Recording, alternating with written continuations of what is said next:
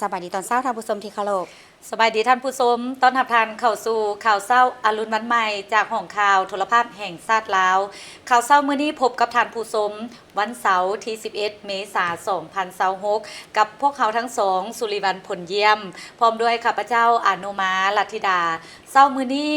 อาจจะอยู่ในบรรยากาศที่หลายๆท่านพร้อมเดินทางหลายท่านถือโอกาสในการพักบุญปีใหม่ลาวเดินทางกลับสู่บ้านเกิดเมืองนอนกลับสู่ภูมิลำเนาฉะนั้นแล้วในการใช้รถใช้ถนนในการเดินทางก็ขอให้ทุกท่านเดินทางด้วยความปลอดภัยเดินทางด้วยความสวัสดิภาพเจ้าท่านผู้ชมสำหรับข่าวเช้าอรุณวันใหม่ของพวกเราในมื้อนี้เขาก็มีหลายข่าวที่สำคัญมานำเสนอทั้งข่าวภายในข่าวต่างประเทศพร้อมด้วยข่าวกีฬาทามินี่ไปที่สหายเลขาธิการใหญ่ประธานประเทศทองลุนศรีสุริตได้ต้อนรับการเข้าเยี่ยมคำนับของสหายเจินเกิมตูกรรมการกรมการเมืองศูนย์กลางภาคผู้ประจำการคณะเลขาธิการศูนย์กลางภาคคอมมิวนิสต์เวียดนามในตอนบ่ายของวันที่ 9 เมษายน 2026 ที่สำนักงานห้องว่าการศูนย์กลางภาคสหายทองลุ้นศรีสุริตเลขาธิการใหญ่คณะบริหารงานศูนย์กลางภาคประธานประเทศแห่งสาธารณรัฐประชาธิปไตยประชาชนลาวได้ต้อนรับการเข้าเยี่ยมคำนับของสหายเจินเกิมตูกรรมการกรมการเมืองศูนย์กลางภาคผู้ประจำการคณะบริหารงานศูนย์กลางภาคคอมมิวนิสต์เวียดนามพร้อมด้วยคณะผู้แทนขั้นสูงของภาครัฐสาธารณรัฐสังคมนิยมเวียดนามในโอกาสเดินทางมาเยี่ยมยามสาธารณรัฐประชาธิปไตยประชาชนลาวอย่างเป็นทางการสหายเลขาธิการใหญ่ประธานประเทศทองลุ้นศรีสุริตได้แสดงความปิติยินดีเป็นอย่างยิ่งที่ได้ต้อนรับสหายเจินเกิมตูผู้พร้อมด้วยคณะที่เป็นเพื่อนมิตรสนิทสนมของภาครัฐและประชาชนลาวซึ่งได้ดำเนินในบรรยากาศที่สองภาคหาก่อสำเร็จของประชุมใหญ่ผู้แทนทั่วประเทศของแต่ละภาคสำเร็จการเลือกตั้งผู้แทนสภาแห่งชาติสภาประชาชนขั้นแขวงพิเศษในบรรยากาศที่ประชาชนลาวบรรดาเผ่าเกี่ยมต้อนรับปีใหม่สมเสยและตีราคาสูงที่สหายเจินเกิมตูที่ได้รับเลือกตั้งให้สืบต่อดำรงตำแหน่งเป็นผู้ประจำการคณะเลขาธิการศูนย์กลางภาคคอมมิวนิสต์เวียดนามซึ่งเป็นการแสดงให้เห็นถึงความไว้เนื้อเชื่อใจของภาครัฐและประชาชนเวียดนามที่มีต่อผลงานการประกอบส่วนของสหายเจินเกิมตูในตลอดระยะผ่านมาและเชื่อมั่นว่าด้วยความรู้ความสามารถของสหายเจินเกิมตูร่วมกับบรรดาสหายการนำภาครัฐเวียดนามจะสืบต่อนำพาประเทศเจริญก้าวหน้าอย่างบ่หยุดยั้งตีราคาสูงที่สหายเจินเกิมตูได้เลือกมาเยี่ยมยามสาธารณรัฐประชาธิปไตยประชาชนลาวเป็นประเทศทำอิฐในการเคลื่อนไหวต่างประเทศในตำแหน่งผู้ประจำการคณะเลขาธิการศูนย์กลางภาคเป็นการแสดงให้เห็นถึงการถือสำคัญของภาครัฐเวียดนามที่มีต่อสายพัวพันมิตรภาพอันยิ่งใหญ่ความสามัคคีพิเศษการร่วมมือรอบด้านการหุ้นส่วนยุทธศาสตร์และหุ้นส่วนยุทธศาสตร์ลาวเวียดน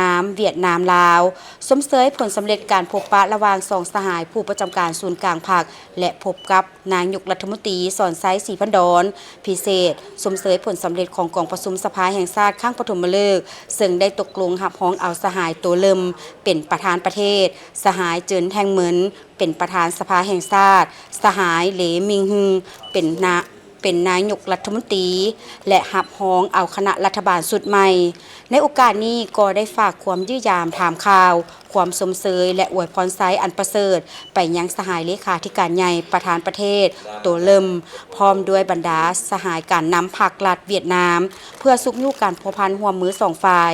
สหายเลขาธิการใหญ่ประธานประเทศได้ชี้นำและเสนอให้สองฝ่ายสืบต่อรักษาการแลกเปลี่ยนเยี่ยมยามการพบปะระหว่างการนำขั้นสูงของสองภาคสองรัฐสืบต่อจัดตั้งผันขยายบรรดาข้อตกลงของการนำขั้นสูงของภาคแถลงการและข้อตกลงร่วมมือของสองรัฐบาลบรรดากระทรวงองค์การแขนงการและท้องถิ่นของสองประเทศแลกเปลี่ยนคณะเชี่ยวชาญแลกเปลี่ยนข้อมูลข่าวสารบทเรียนเวียกงานก่อสร้างภาคก่อสร้างระบบการเมืองแลกเปลี่ยนทางด้านทฤษฎีและพฤติกรรมเวียกงานบำรุงสร้างพนักงานขั้นต่างๆยูแห่งเวียกงานโฆษณาเผยแพร่และศึกษาคมเกี่ยวกับมูลเสื้อสายพัวพันพิเศษลาวเวียดนามลาวสืบต่อสุขโยงการเสื่อมโยงพื้นฐานเศรษฐกิจเสื่อมโยงเสื่อมจอดพื้นฐานโครงลางระหว่างสองประเทศลาวเวียดนามและอื่นๆ สหายเจินเกิมตูได้แสดงความขอบใจต่อการต้อนรับอันอบอุ่นสนิทสนมและสมเสยต่อบรรดาผลสำเร็จที่ภาครัฐและประชาชนลาวญาติมาได้ตลอดระยะ 40 ปี แห่งการดำเนินการเปลี่ยนแปลงใหม่สมเสยผลสำเร็จกองประชุมใหญ่ผู้แทนทั่วประเทศของกองประชุมและกองประชุมสภาแห่งชาติลาวข้างปฐมฤกษ์ซึ่งได้รับฮ้องเอาสหายทองลุ้นศรีสุริตเป็นประธานประเทศรับฮ้องเอาประธานสภาแห่งชาตินายกรัฐมนตรีและคณะรัฐบาลชุดใหม่พร้อมทางแจ้งให้ทราบสภาพพ้นเด่นและบรรดาผลสำเร็จที่ภาครัฐและประชาชนเวียดนามญาติมาได้ในระยะผ่านมา โดยเฉพาะผลสำเร็จของกองประชุมใหญ่ผู้แทนทั่วประเทศครั้งที่ 14 ของพรรคการเลือกตั้งผู้แทนสภาแห่งชาติสุดที่ 16 และสภาประชาชนขั้นแขวงและสภาประชาชนขั้นต่างๆ แสดงความเห็นดีเป็นเอกภาพในการสืบต่อเพิ่มทวีการร่วมมือของสองประเทศ โดยเฉพาะของเขตการเมือง การต่างประเทศ ป้องกันชาติป้องกันความสงบและอื่นๆยูแหงความเป็นหุ้นส่วนยุทธศาสตร์เสื่อมจอดทางด้านยุทธศาสตร์การพัฒนาประเทศของสองประเทศให้เข้าสู่ลวงลึกร่วมกับการกะเกียมจัดตั้งปฏิบัติกิจกรรมเฉลิมฉลอง2วันประวัติศาสตร์ของชาติในปี 2027 ให้เป็นขบวนฟดฟื้นประกอบส่วนเขาในการเสริมขยายและเพิ่มทวีสายพัวพันมิตรภาพอันยิ่งใหญ่ความสามัคคีพิเศษการร่วมมือรอบด้านและหุ้นส่วนยุทธศาสตร์เวียดนามลาวเวียดนามให้นับมือเข้าสู่ลวงลึกและแตกดอกออกผลอย่างบ่หยุดยั้งสถาบันวิทยาศาสตร์เศรษฐกิจและสังคมแห่งชาติจัดเผยแพร่เสื่อมซึมเอกสารมติกองประชุมใหญ่ผู้แทนทั่วประเทศครั้งที่ 12 ของพรรคและสรุปเวียกงานก่อสร้างพรรคประจำปี 2025 และทิศทางการปี 2026 จัดขึ้นในวันที่ 10 เมษายน 2026สหายลีเบอร์ลีบัวเป้ากรรมการศูนย์กลางพรรคเลขาคณะพรรคประธานสถาบันวิทยาศาสตร์เศรษฐกิจสังคมแห่งชาติได้เผยแพร่เนื้อในสำคัญโครงการการเมืองและรายงานการเมืองกองประชุมใหญ่ผู้แทนทั่วประเทศครั้งที่ 12 ของพรรคและได้เรียกร้องให้บรรดาสหายคณะพรรคสมาชิกพรรคและสมาชิกพรรคจงได้พร้อมกันยกสูงความรับผิดชอบการเมืองเอาใจใส่คนขั้วเสื่อมซึมและจัดตั้งพันขยายมติกองประชุมใหญ่สมาชิกทั่วประเทศครั้งที่ 12 ของพรรคประชาชนปฏิวัติลาวเข้าสู่เวียกงานตัวจริงให้เป็นรูปธรรมพร้อมกันยูแหงการผันขยายและจัดตั้งปฏิบัติตัวจริงให้กลายเป็นขบวนการอันกว้างขวางของมหาชนของทั่วสังคมเพื่อนำเอาผลประโยชน์ตัวจริงมาให้ประเทศชาติและประชาชนก็คือเหตุให้การนำพาปกปักรักษาและพัฒนาประเทศชาติไปถูกต้องตามทิศที่ได้กำหนดไว้อย่างหนักแน่นโดยได้เน้นบางปัญหาสำคัญที่เป็นเวียกงานจุดสุมในต่อหน้าเป็นต้นแมนสมใส่เวียกงานศึกษาโครงการเมืองนำพาแนวคิดให้ทันแถวสมาชิกพรรคพนักงานอยู่ในความรับผิดชอบของตนทั้งอยู่ส่วนกลางและท้องถิ่นให้เสื่อมซึมกำแน่นแนวทางนโยบายมติต่างๆของพรรคอย่างลึกซึ้งเอาใจใส่เวียกงานก่อสร้างพรรคให้มีความเข้มแข็งโดยสมใส่การสร้างหน่วยพรรคปลอดภัยเข้มแข็งนักแน่นบนพื้นฐานการสร้างพรรคใน4ด้านให้มีคุณภาพสูงขึ้นตามลำดับสืบต่อเวียกงานการก่อสร้างหักฐานการเมืองตามทิศ3สร้างเพิ่มทวีการพัวพันร่วมมือกับต่างประเทศโดยเฉพาะแม่นบรรดาประเทศเพื่อนมิตรยุทธศาสตร์คือสาธารณรัฐสังคมนิยมเวียดนามสาธารณรัฐประชาชนจีนให้ก้าวสู่ลวงลึกพร้อมนั้นยังได้รับฟังการเผยแพร่มติกองประชุมใหญ่สมาชิกพรรคครั้งที่ 2 ขององค์คณะพรรคแผนพัฒนา5ปีครั้งที่ 2 ของสถาบันวิทยาศาสตร์เศรษฐกิจและสังคมแห่งชาติผ่านบทสรุปตีราคาการจัดตั้งปฏิบัติแผนก่อสร้างพรรคประจำปี 2025 และทิศทางปี 2026 ของคณะพรรคและผ่านมติตกลงหับหองหน่วยพรรคปลอดภัยเข้มแข็งนักแน่นประจำปี 2025 มอบใบยั่งยืนหน่วยพรรคปลอดภัยเข้มแข็งนักแน่นประจำปี 2025 ให้แก่ 11 หน่วยพรรคและเปิดขบวนการหน่วยพรรคปลอดภัยเข้มแข็งนักแน่นประจำปี 2026 เติมอีกมาเบิ่งบริษัทเบียร์ลาวจำกัดเปิดโครงการขยายกำลังการผลิตระยะยาวเพื่อขับเคลื่อนการเติบโตทางธุรกิจแบบยืนยงวันที่ 9 เมษายน 2026 บริษัทเบียร์ลาวจำกัดได้จัดพิธีเปิดนำไส้โครงการขยายกำลังการผลิตระยะยาวบริษัทเบียร์ลาวจำกัดระยะที่ 1 หรือ LDP1 ขับเคลื่อนการเติบโตแบบยืนยงเข้าร่วมในพิธีมีท่านสันติภาพพรหมวิหารรองนายกรัฐมนตรีกระทรวงการเงิน ท่านมโนทองวงไซรองรัฐมนตรีกระทรวงอุตสาหกรรมและการค้าท่านเฮนริกจูแอนเดอร์สันผู้อำนวยการใหญ่บริษัทเบียร์ลาวจำกัดท่านเจ้าอาเบคาซิสรองประธานบริหารกลุ่มบริษัทคาร์ลสเบิร์กภาคพื้นอาซีท่านนิโคลายพริสต์เอกอัครราชทูตเดนมาร์กประจำเวียดนามและลาวพร้อมด้วยภาคส่วนที่เกี่ยวข้องเข้าร่วมท่านสันติภาพพรหมวิหารได้กล่าวว่าการลงทุนที่มีมูลค่าหลายกว่า50ล้านยูโรในครั้งนี้บ่เพียงแต่เป็นผลสำเร็จอันสง่างามแต่เป็นบาทก้าวขยายตัวที่สำคัญของบริษัทเบียร์ลาวจำกัดแต่มันยังเป็นการยั่งยืนอย่างหนักแน่นถึงความเชื่อมั่นของนักลงทุนที่มีต่อสภาพแวดล้อมการลงทุนอยู่สาธารณรัฐประชาธิปไตยประชาชนลาวรัฐบาลลาวถือว่าการขยายตัวของธุรกิจในครั้งนี้แม่นมากผลแห่งการร่วมมือที่เข้มแข็งระหว่างภาครัฐและภาคเอกชนทั้งเป็นสัญญาณอันดีส่งไปถึงนักลงทุนสากลให้เห็นว่าสาธารณรัฐประชาธิปไตยประชาชนลาวยังคงเป็นประเทศที่มีเสถียรภาพและเป็นจุดหมายปลายทางการลงทุนในระยะยาวที่น่าเชื่อถือการเปิดนำไส้โครงการครั้งนี้แม่นระยะทำอิฐในแผนพัฒนา10ปีของบริษัทเบียร์ลาวจำกัดซึ่งได้รวมเอาการยกระดับโรงงานให้มีความทันสมัยยิ่งขึ้นเสริมขยายพื้นฐานโครงสร้างและความยืนยงพร้อมทั้งระบบการคุ้มครองที่รองรับความต้องการของการผลิตในอนาคตการขยายกำลังการผลิตในครั้งนี้ได้สร้างสำเร็จในช่วงเวลาที่เหมาะสมเนื่องจากความต้องการของผู้บริโภคเครื่องดื่มน้ำหวานอัดลมและน้ำดื่มในลาวเพิ่มขึ้นหลายโดยเฉพาะในช่วงปีผ่านมาได้มีอัตราการเติบโตอย่างไววาซึ่งมีปัจจัยหลักมาจากกลุ่มประชากรวัยหนุ่มที่เพิ่มขึ้นแกนหลักของ LDP1 แม่นการขยายสายการผลิตที่ทันสมัยแบบครบวงจรมีความไวสูงสามารถผลิตได้ถึง 45,000 ตุกต่อชั่วโมงซึ่งรองรับการบรรจุภัณฑ์แบบกระป๋องและกระตุกยางภายในระบบเดียวที่มีประสิทธิภาพสูงขึ้นสายการผลิตใหม่นี้จะช่วยเพิ่มประสิทธิภาพในการดำเนินงานปรับปรุงประสิทธิผลของพนักงานและช่วยควบคุมต้นทุนในการผลิตให้ดีกว่าเก่าเพื่อรับประกันความสามารถในการแข่งขันในระยะยาว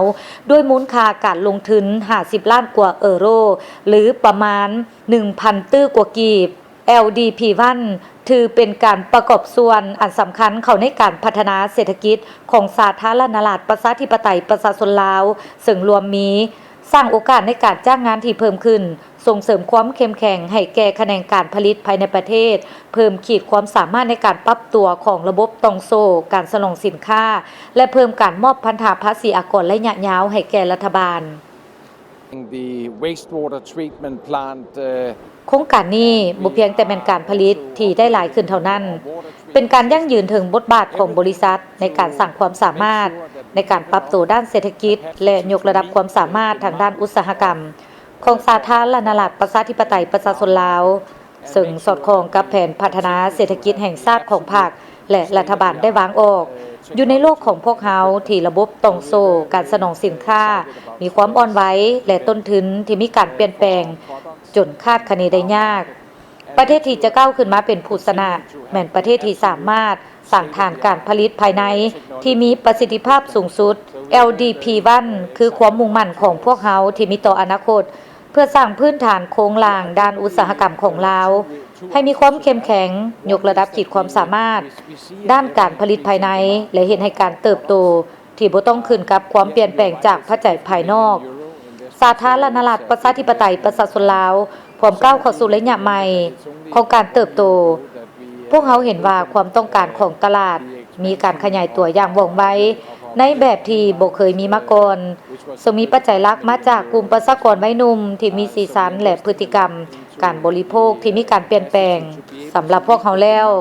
การลดท่าบ่แม่นทางเลือกถ้าหากว่าเชื่อมั่นในท่าแฮงของตลาดก็ต้องกล้าที่จะลงทุนเพื่อรองรับการเติบโตที่จะมาถึงbut also for our soft drinks with Pepsi, our drinking water, Tigerhead.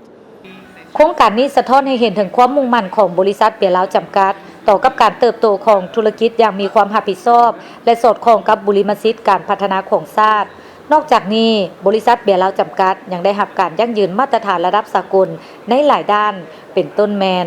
ISO 9001 2015 มาตรฐานสากลด้านคุณภาพสินค้า ISO 22000-2018 มาตรฐานสากลด้านความปลอดภัยของอาหาร ISO 14001-2015 มาตรฐานสากลด้านการคุ้มครองสิ่งแวดล้อม และ ISO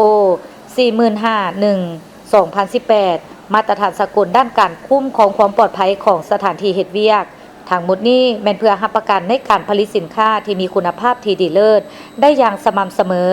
พร้อมกันนั้นบริษัทเบียร์ลาวจำกัดยังเป็นบริษัททำอีทที่ได้รับและนำใช้ระบบบาร์โค้ดลาวภายใต้ระบบ GZ1 เพื่อยกสูงความสามารถในการตรวจสอบแหล่งที่มาของสินค้าความโปร่งใสของระบบตรงโซ่การสนองสินค้าและความพร้อมในการส่งออกเพื่อให้สอดคล้องกับมาตรฐานการผลิตและการค้าของโลกมาเบิงพิธีเปิดบริษัทตาฟูการค้าสากลจำกัดผู้เดียวอย่างเป็นทางการซึ่งเป็นตัวแทน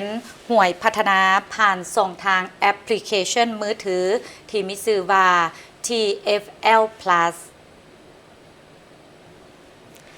ให้เกียรติเข้าร่วมเปิดโตโดยมีทานบุญทวิไลรองหัวหน้าองค์การอัยการประชาชนสูงสุดทานพุทธศักดิ์อินทจักรรองผู้อำนวยการบริษัทหลัดวิสาหกิจห่วยพัฒนาทานสิทธิประสงค์ลูภาไซผู้อำนวยการบริษัทต้าฟูการค้าสากลจำกัดผู้เดียวมีผู้ต่างหน้าแขนงการที่เกี่ยวข้องพนักงานของบริษัทและแขกถึกเชิญเข้าร่วมโครงการนี้ดำเนินภายใต้บริษัทต้าฟูการค้าสากลจำกัดผู้เดียวซึ่งมีความมั่นคงด้วยทุนจดทะเบียนสูงถึง20ตื้อกีบหวนขึ้นกลับไปแต่ต้นปี 2025ผู้อำนวยการบริษัทได้เล็งเห็นความสำคัญในการยกระดับระบบการจำหน่ายจึงได้ประสานกับภาคส่วนที่เกี่ยวข้องเพื่อศึกษาและเรียนรู้ระบบการเฮ็ดเวียกจากห่วยพัฒนาอย่างใกล้ชิดจนมาฮอดวันที่14กุมภาพันธ์2025ที่ผ่านมาบริษัทได้รับความไว้วางใจและได้รับอนุญาตให้จำหน่ายห่วยพัฒนาอย่างเป็นทางการนำไปสู่การเปิดนวัตกรรมที่สมบูรณ์แบบที่สุดและได้รับร้องจากภาคส่วนที่เกี่ยวข้องเฮ็ดให้ต้าฟู่ลาวพลัสกลายเป็นแพลตฟอร์มที่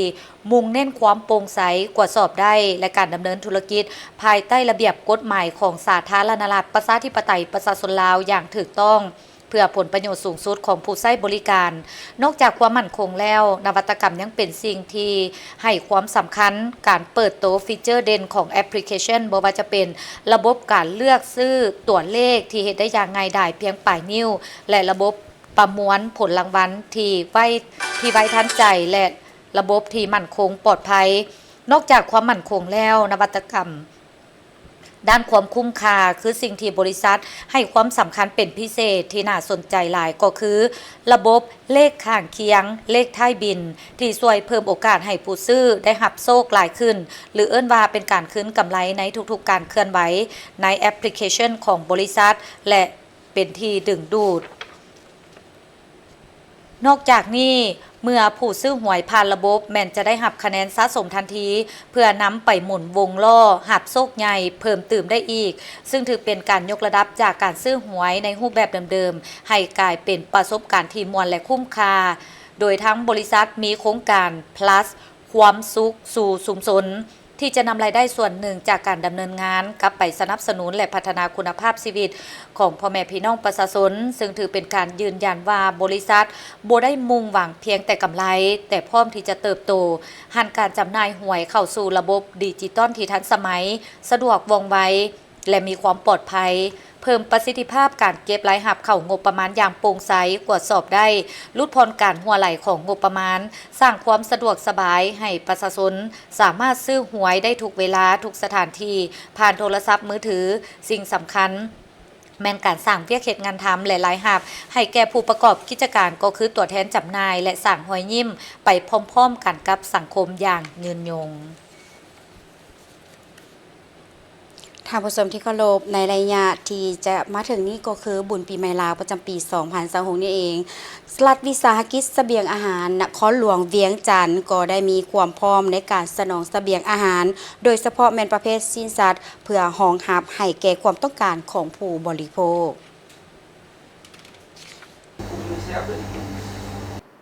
ท่านคำลาแสงดาวงศ์ผู้อำนวยการใหญ่หลักวิสาหกิจเสบียงอาหารนครหลวงเวียงจันทน์ได้กล่าวต่อทีมข่าวโทรภาพแห่งชาติลาวว่าไล่ญาติเฉลิมฉลองบุญปีใหม่ลาวประจำปี 2026หลักวิสาหกิจเสบียงอาหารนครหลวงเวียงจันทน์ก็คือโรงงานขาดซัดของหลักวิสาหกิจจะเปิดให้บริการทุกมื้อโดยบ่มีวันพักแนะใส่รับประกันการสนองอย่างเพียงพอกับความต้องการเสบียงอาหารประเภทสิ้นสัตว์โดยเฉพาะประเภทสิ้นหมูสิ้นไก่และสิ้นงัวพร้อมกันนี้ยังได้เฮียงห้องให้ผู้บริโภคสนับสนุนผลิตภัณฑ์ภายในและเฮียงห้องให้ผู้นำเข้าเห็นใจผู้ผลิตของลาวเพื่อรักษาความมั่นคงด้านเสบียงอาหารของชาติในระยะยาวปัจจุบันนี้หลายๆภาคส่วนที่ให้บริการสังคมใกล้ๆระยะบุญปีใหม่ลาวต่างก็ได้ออกมาแถลงข่าวหรือว่าเว้าถึงการห่างหากะเกี่ยมความพร้อมที่จะให้บริการประชาชนในระยะของการเฉลิมฉลองบุญปีใหม่ลาวส่งท้ายปีเก่าพศ 2568 ต้อนรับปีใหม่ลาวพศ 2569 เซ็นกับโรงหมอมิตรภาพได้กะเกี่ยมความพร้อมรอบด้านโดยเฉพาะแม่นการสร้างแผนห้องหับกับเหตุการณ์ต่างๆเป็นต้นแม่นการกะเกี่ยมความพร้อมทางด้านบุคลากรบ่ว่าจะเป็นแพทย์หมอยาปัวพยาธิและอื่นๆเพื่อเกี่ยมให้การบริการปิ่นปัวคนเจ็บสุกเสริญในระยะของการเฉลิมฉลองบุญปีใหม่ลาวดร.สอนไซราชวงศ์ผู้อำนวยการโรงหมอมิตรภาพได้ให้สัมภาษณ์ต่อทีมข่าวโทรภาพแห่งชาติลาวว่าในระยะฉลองปีใหม่ 2026 นี้โรงหมอมิตรภาพก็คือแผนกฉุกเฉินได้กะเกี่ยมแผนห้องหับในกรณีเกิดเหตุฉุกเฉินโดยเฉพาะเป็นการเกิดอุบัติเหตุซึ่งโรงหมอได้กะเกี่ยมความพร้อมเพิ่มขึ้นกว่าปกติโดยได้จัดตั้งให้แพทย์หมอเวรยามเป็นพิเศษตลอด24ชั่วโมงเพื่อรับประกันการบริการคนเจ็บให้ทั่วถึงว่องไวและปลอดภัยพร้อมทั้งกะเกี่ยมความพร้อมด้านบุคลากรแพทย์หมอพยาบาลและทีมแพทย์ซึ่งนอกจากทีมแพทย์ประจำการปกติแล้วยังได้แต่งตั้งทีมแพทย์สำรองตื่มอีกทีมปกตินะทีมปกติในแม่นก็ให้การบริการตามปกติแม่นพวกเฮาก็เฮ็ดเวียกแต่ว่าพวกเฮาได้จัดสรรให้มีทีมเสริม2ทีมเนาะทีมเสริมที่1ก็เป็นทีมเสริมมาจากบรรดาแผนกตึกนอนเนาะเฮาเอาได้ระดมแล้วก็กะเกี่ยมท่านหมอที่ว่าบริการอยู่ตึกนอนและพยาบาลนั้นเอิ้นว่าเป็นทีมเสริมที่1ทีมเสริมที่2นี่แม่นทีมท่านหมอฉุกเฉินและทีมพยาบาลที่ฉุกเฉินนี้จะต้องมีความพร้อมในการเข้าช่วยเป็นทีมเสริมแม่นทีมที่พวกจะเข้ายามในมือต่อไปก็แม่นสำรองไว้อีกเป็นทีมเสริมที่2นอกจากนั้นแผนพวกเฮาก็ยังได้กะเกี่ยมถ้ากรณีเหตุการณ์ที่เกิดอุบัติเหตุเป็นกลุ่มเนาะมีคนจำนวนหลายมีคนเจ็บจำนวนหลายเกินกว่า50คนเข้ามานี่พอก็แม่นสำรองบอนที่ฉุกเฉินเนาะก็สิบ่แม่นบอนที่ถาวรเฮาจะนำใช้บริเวณบอนรอท่าของคนเจ็บอยู่ในเขตฉุกเฉินนั้นเพื่อรับแก้ไขฉุกเฉินแล้วก็จึงซับซ้อนส่งเข้าถ้าว่าผู้ใดมีอาการหนักจะได้สืบต่อเข้านอนถ้าผู้ใดมีอาการเบาเฮาก็จัดสรรให้กลับบ้านและก็แนะนำให้ยุกให้ยาเพื่อว่าให้สืบต่อการเบิ่งแยงตัวเองอยู่บ้านฉะนั้นถือว่าพวกเฮานี่ก็ได้เอาใจใส่เนาะระดมไอ้น้องพนักงานแพทย์หมอพร้อมโดยทีมงานทั้งหมดนี้ให้มีความพร้อมทางด้านสถานที่ทางด้านยุกยาเครื่องใช้สิ้นเปลืองทางด้านการกวดเพิ่มเติมและอื่นๆอันนี้แม่นพวกเฮาได้มีความพร้อมนอกจากนี้ยังได้กะเกี่ยมอุปกรณ์การแพทย์ที่ทันสมัยและจำเป็นต่างๆคือล่อเตียงนอนห้องนอนคนเจ็บยาปัวพยาธิและอื่นๆพร้อมนี้ยังเพิ่มทวีการประสานงานกับแต่ละโรงหมอและหน่วยกู้ภัยเติมอีกทีมยามภายนอกนี่6ก็เป็น12คนถ้าว่ามีเหตุการณ์พวกเฮาก็เอิ้นพวกเฮามีความสะดวกบ่ว่าพวกเฮาก็มีหอพักของพนักงานนั้นพนักงานอยู่ในหอพักนี่จะมีหมอจะมีพยาบาลจะสามารถเป็นกำลังสำรองเงินอีกที่ว่าเฮาเอิ้นได้เนาะอันนี้แม่นก็พวกเฮาก็อยู่ในแผนจะสามารถเอิ้นมาช่วยได้มันก็บ่ได้ไกลเนาะมีหอพักอยู่ในนี่หอพักในปัจจุบันนี้มีพนักงานก็100กว่าเนาะอันนี้แม่นได้เข้านอนถ้าว่าเฮารวมถึง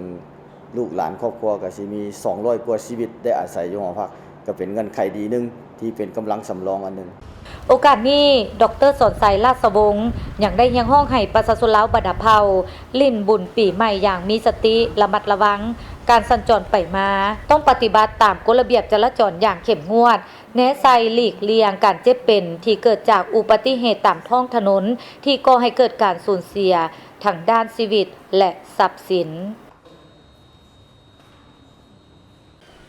ท่านผู้ชมในวันที่ 9 เมษายน 2026 ที่ผ่านมาที่ห้องประชุมโรงหมอเกษมราษฎร์ International เวียงจันทร์บริษัท ST เมืองไทยประกันภัยได้จัดพิธีแถลงข่าวฉลองครบรอบ 9 ปี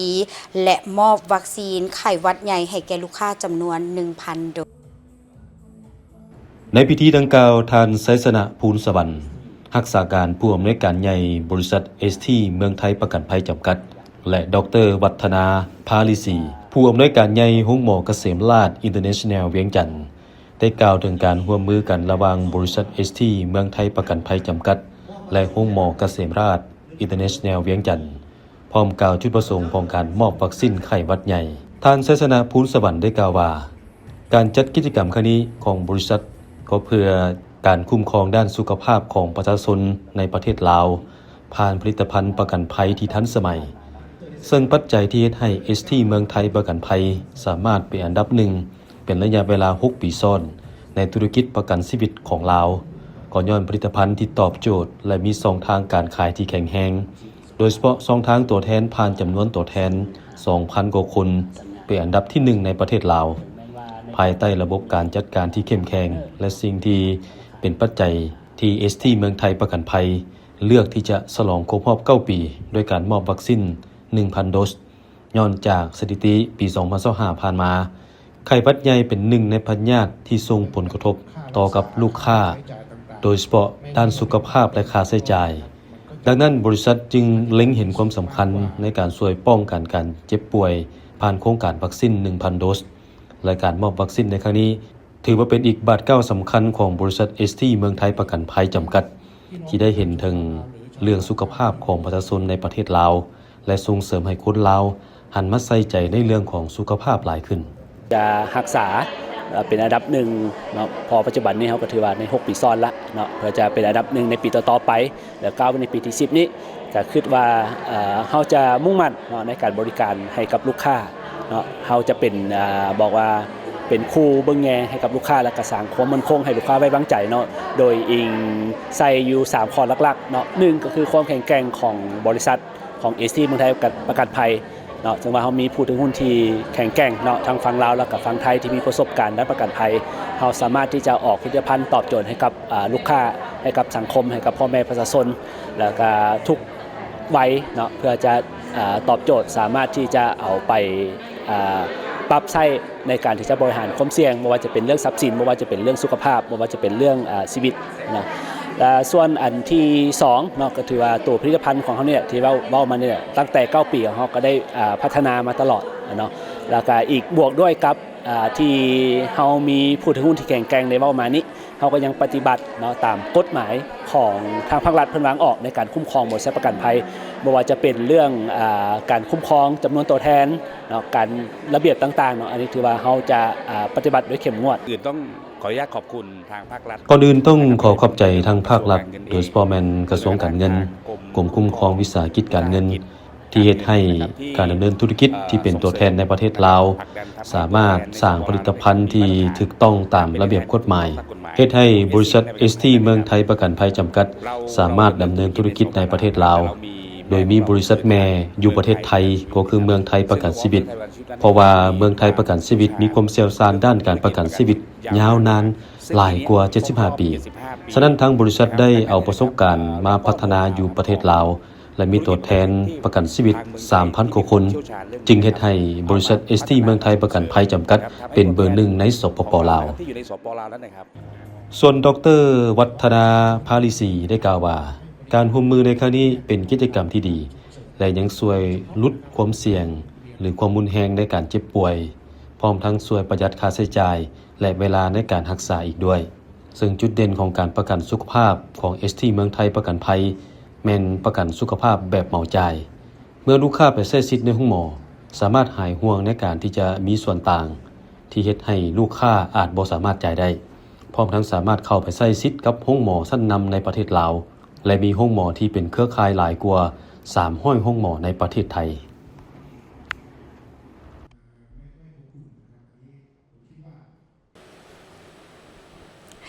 ท่านผู้ชมที่เคารพพวกเขาจะมาเว้าถึงการเฉลิมฉลองบุญปีใหม่ลาวในปีนี้กับการส่งท้ายปีเก่าพศ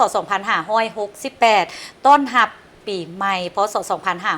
2569 จะเห็นได้ว่าบรรยากาศในระยะนี้หลายคนแม่นห่างหากะเกียมในการเดินทางเพราะว่า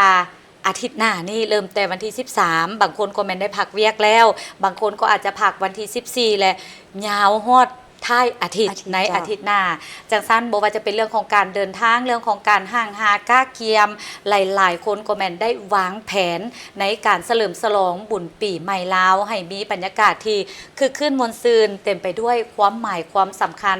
ตามฮีตของประเพณีที่เคยสืบทอดและปฏิบัติกันมาแต่บูหานการพร้อมนั้นหลายคนก็แม่นห่างหาก้าเกียมให้แก่การเดินทางกับภูมิลำเนาเพื่อไปร่วมเฉลิมฉลองปีใหม่กับครอบครัวเว้าได้ว่าปัจจุบันบ่ว่าจะเป็นบุคคลครอบครัวหรือว่าหมู่เพื่อนได้มีการก้าเกี่ยมเดินทางกลับคืนสู่ภูมิลำเนาของตนเองเพื่อไปเยี่ยมยามบ้านเกิดเมืองนอนถือโอกาสดังกล่าวนี้ก็จะมีการเฮ็ดพิธีสมมาคารวะพ่อแม่ผู้เฒ่าผู้แก่ผู้ที่ให้กำเนิดพบปะญาติพี่น้องในเขตถิ่นฐานบ้านเกิดเมืองนอนของตนเองในโอกาสของการเฉลิมฉลองบุญปีใหม่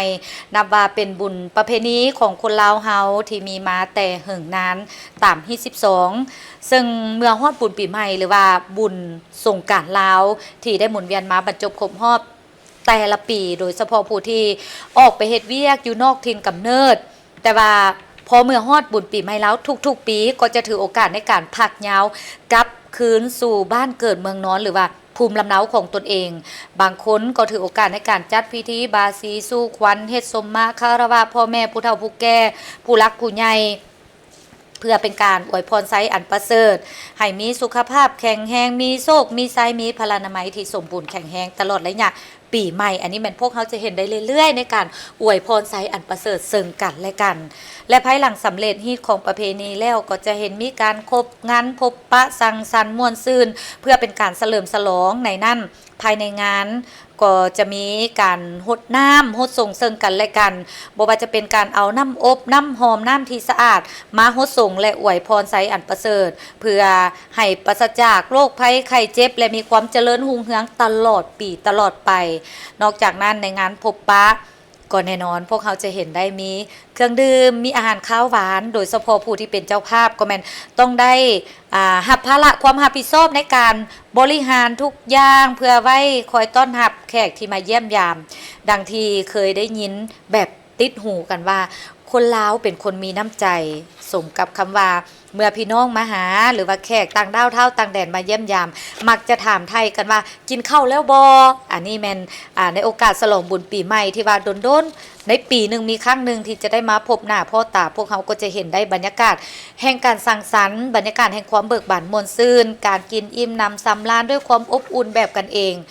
แต่ว่าทานผู้ชมที่เคารพถึงอย่างใดก็ตามการลิ้นบุญปีใหม่ลาวปีนี้อิงใส่ผลกระทบต่อกับสภาพเศรษฐกิจการเงินความเสี่ยงต่อการขาดเกินน้ำมันเสื้อไฟฉะนั้นการใส่ใจเขาในการเฉลิมฉลองปีใหม่นั้นต้องได้ใส่ใจอย่างประหยัดมัธยัสถ์การใส่ใจก็ต้องมีเหตุมีผลมีการวางแผนคักแน่ถ้าหากว่าบ่จำเป็นก็บ่ควรที่จะใส่ใจเกินโตเกินงบ อันนี้แม่นสำคัญที่สุดแม่นต้องคุ้มงบให้ได้งบประมาณในการใช้จ่ายส่วนว่าการเดินทางไปมาถ้าหากว่าเป็นไปได้ก็ต้องมีการกำหนดเส้นทางให้ดีๆเพราะว่าปัจจุบันนี้ราคาน้ำมันก็แพงอันนี้ก็แม่นสำคัญที่สุดการพบปะสังสรรค์ก็แม่นขอให้อยู่ในขอบเขตโดยเฉพาะแม่นการเปิดเครื่องเสียงก็แม่นให้อยู่ในความเหมาะสมบ่ให้ไปรบกวนผู้อื่นหลายเกินไปสิ่งสำคัญเวลาอันนี้แม่นสำคัญที่สุดแม่นดื่มเหล้ามึนเมาแล้วอย่าขับรถเด็ดขาดต้องมีสติทุกครั้งในการใช้ยนต์ยานพาหนะถึงท้องถนนเพื่อที่จะบ่ก่อให้เกิด อุบัติเหตุที่จะสร้างความเสียหายและปรากฏการณ์ย่อท่อต่างๆโดยเฉพาะแม่นอุบัติเหตุทางว่าเกิดขึ้นแล้วทั้งชีวิตทั้งทรัพย์สินอันนี้แม่นเป็นห่วงเป็นใยแท้ๆอย่าลืมว่าเมาบ่ขับขอให้ทุกท่านเดินทางด้วยความปลอดภัยใช้รถใช้ถนนอย่างมีสติแล้วขอให้ทุกท่านลิ้นบุญปีใหม่ด้วยความม่วนความซื่นสุขขี่ตลอดปีใหม่ในปีนี้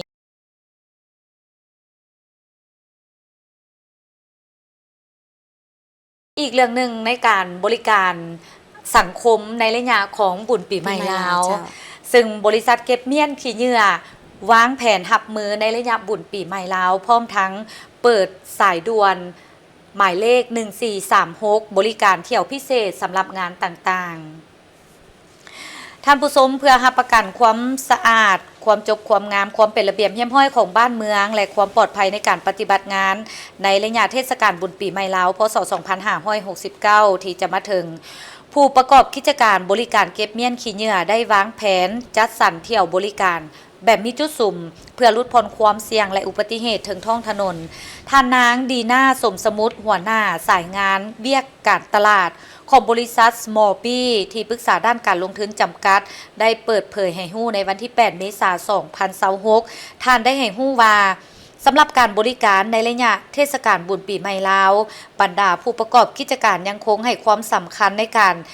เก็บเมียนรักษาความสะอาดในตัวเมืองในนครหลวงเวียงจันทน์โดยมีแผนการบริการก็คือ 14-16 เมษายนซึ่งเป็นระยะเวลาการเดินทางและการจัดกิจกรรมจำนวนหลายที่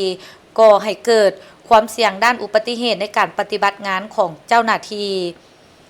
ดังนั้นบางพื้นที่ให้บริการบ่ว่าจะเป็นเขตเมืองไซธานีและจันทบุรีอาจมีการปรับแผนเดินโลดโดยมีการลดผ่อนจำนวนเที่ยวในระยะดังกล่าวเพื่อบริหารความเสี่ยงด้านความปลอดภัยของพนักงานซึ่งถือเป็นหลักการสำคัญในการบริหารจัดการเวียกบริการสาธารณะตามมาตรฐานความปลอดภัยและหลีกเลี่ยงปัญหาการจราจรที่แออัดภายหลังจบเทศกาลทางบริษัทจะเพิ่มเที่ยวโลดและเพิ่มทีมเก็บเพื่อเล็งสุ่มเก็บเมียนขี้เหยื่อที่ตกค้างทั้งหมดให้สำเร็จโดยไว้ส่วนหัวหน่วยที่มีการจัดงานเลี้ยงและมีขี้เหยื่อหลายแม่นสามารถติดต่อขอใช้บริการเที่ยวพิเศษอันนี้แม่นเป็นการเพิ่มเที่ยวพิเศษถ้าหากว่าอยากให้ทางหน่วยงานที่เกี่ยวข้องมาเก็บเมียนขี้เหยื่อในมื้อนั้นๆของระยะของการเฉลิมฉลองบุญปีใหม่ลาว14-16ก็แม่นสามารถติดต่อพัวพันไปได้ที่หมายเลขสายด่วน1436หรือ020 541 58 513 541 58 513เจ้าทานผสมกันนั่นก็คือการบริการทางด้านการเก็บเมียนขี้เหยื่อในระยะช่วงบุญปีใหม่นั่นเองเขาจะไปที่ทางท้องถิ่นได้มีพิธีประกาศแต่งตั้งประธานรองประธานและคณะกรรมการปกสแขวงเซกองโดยการเป็นประธานของสหายพลโทวันทองกองมณีคณะเลขาธิการศูนย์กลางพรรคกรรมการคณะกรรมการป้องกันชาติป้องกันความสงบศูนย์กลางรัฐมนตรีกระทรวงป้องกันความสงบพร้อมภาคส่วนเกี่ยวข้องจากศูนย์กลางและแขวงเข้าร่วมในพิธีสหายพลจัตวาจิตถนอมบุญเลิศรองหัวหน้าห้องการคณะกรรมการป้องกันชาติป้องกันความสงบศูนย์กลางได้ขึ้นผ่านมติตกลงของคณะเลขาธิการศูนย์กลางพรรคฉบับเลขที่08/คลสพลงวันที่11กุมภาพันธ์2026ว่าด้วยการแต่งตั้งประธานรองประธานผู้ประจำการและกรรมการคณะกรรมการป้องกันชาติป้องกันความสงบแขวงเซกองในนี้แต่งตั้งสหายบุญหลายบุตริเป็นประธาน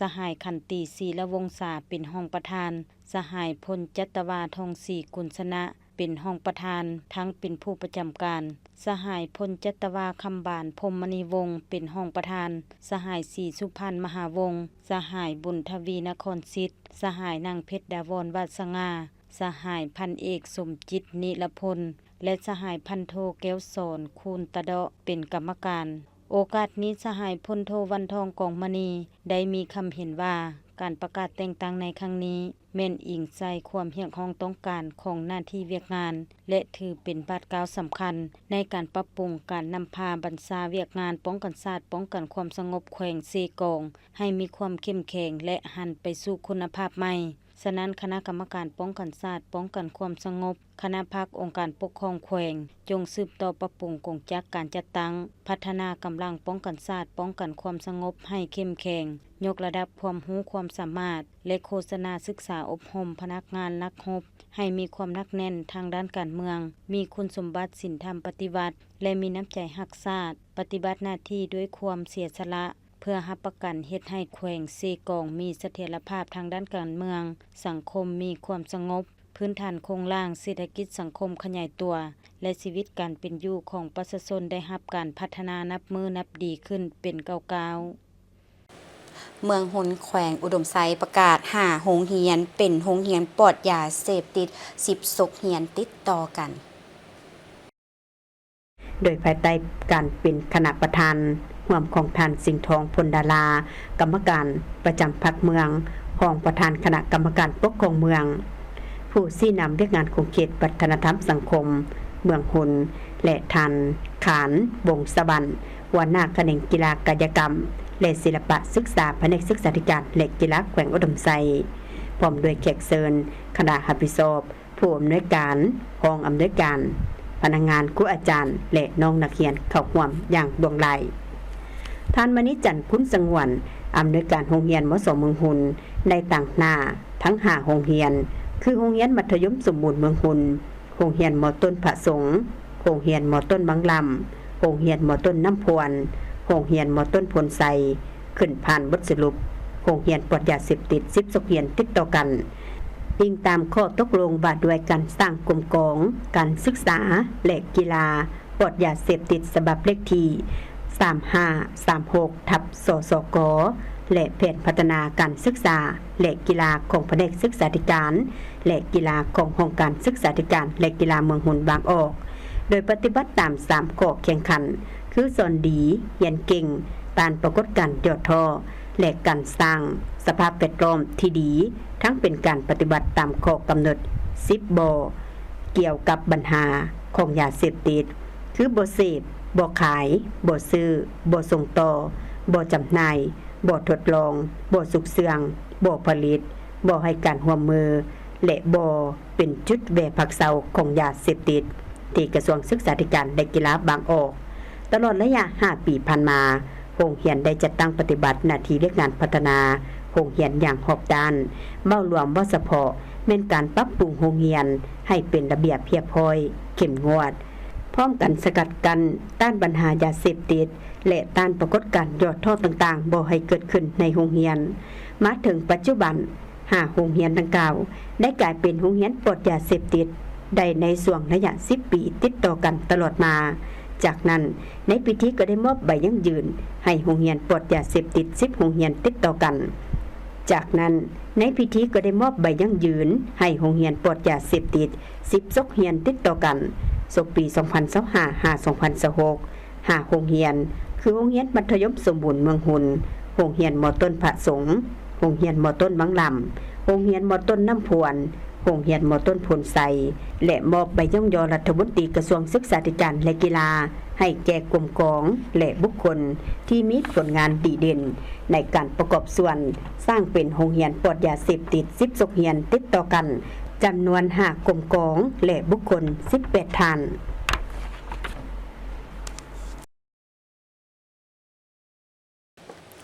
ท่านผู้ชมทางหมดนั้นคือข่าวเศร้าอรุณวันใหม่ที่นำเสนอต่อบรรดาทานขอบใจทุกท่านที่ให้เกียรติติดตามรับชมมาฮอดตอนนี้โฆษกทั้งสองพร้อมทีมข่าวลาท่านผู้ชมไปด้วยเวลาเพียงเท่านี้สบายดี